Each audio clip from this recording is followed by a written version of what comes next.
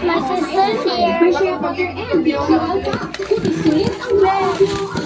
White rose papaya. Kutis-sulit ang dugo. Para yung malitang buwan na ng taong ginoo ko eh.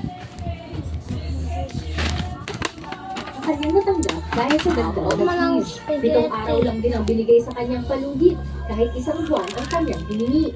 Pinilit makabayad ni Sheena pero Hindi naman nakarating daw sa kanila. Twins. Sabi ko, may message naman ako. Ibang pangalan daw yung sa akin, nagtawag. Ibang agent daw. doon na rin nagsimula ang panghaharas kay Sheena at pagpapahiya sa kanya. Katakot-takot na na text nila sa akin, tatawag na pag hindi mo yung babayaran, may kabaong na dyan na na sa harap ng bahay mo, bigla ka na lang tutumba dyan. Doon ako na na-stress talaga. Lahat yung nasa cellphone niya, nasa tumbok sa akin. Mga batas pa. Ayon sa Cybercrime Investigation and Coordinating Center o CICC, marami pang ibang Pilipino, karamihan ay mga babae, ang nabibiktima ng ganitong uri ng online lending scam.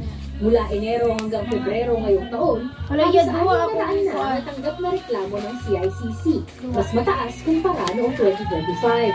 Katumbas ito ng 8 milyong pisong nanakaw sa mga nangingitan. Ayon kay Undersecretary Renato Aboy Paraiso, may mga napatik down na silang notorious at hindi rehistrado online lending platforms. Pero dahil marami ang ibang sumasipon, nais nilang tulungan na maging mas wise. Nawa ka na, yan ang number. Unang red flag, yung mga automatic authorization o start features na karaniwang makikita sa peking lending websites.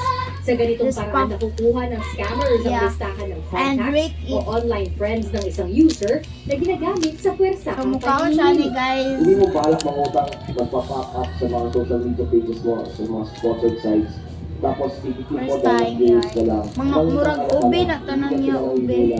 No, ube. Credit card authorizes you to share your Facebook details. Hindi dapat gano'n. May consent form dapat. No, ube. Andyan din yung may katakot palang hidden charges. Kahit mababa lang ang ina-advertise na interest rate. Guys, According to the, look at guys, asa. Iyan na. exchange commission, Yan, it should not exceed 15% per Look annum. guys. Lahat natin fees, including your interest, your So wait to part 2, part 2.